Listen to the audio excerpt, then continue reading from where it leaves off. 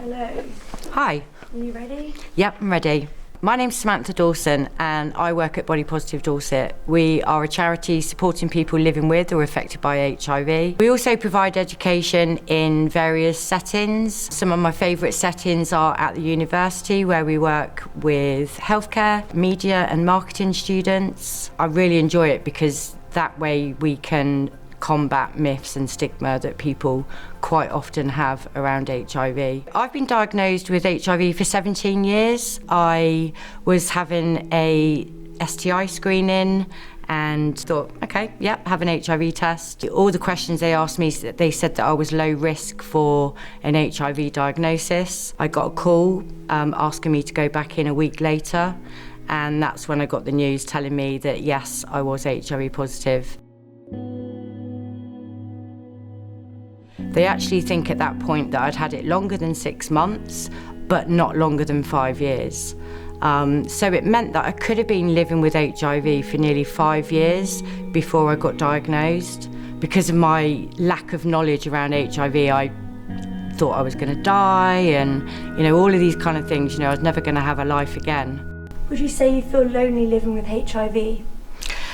I think it's a really difficult question because you kind of don't want to paint HIV as kind of, this really lonely place of existence. Do I feel lonely on a daily basis? Yeah, sometimes.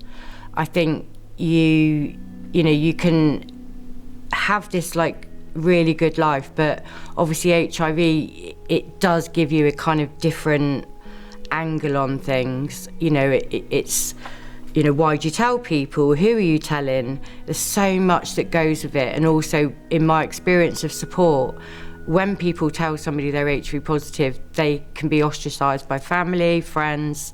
Luckily, I've not experienced that. I think the loneliness comes from ageing with HIV. It's kind of people, in the beginning of the epidemic, nobody was going to survive. The way it was, you got diagnosed and, you were dead within a few months.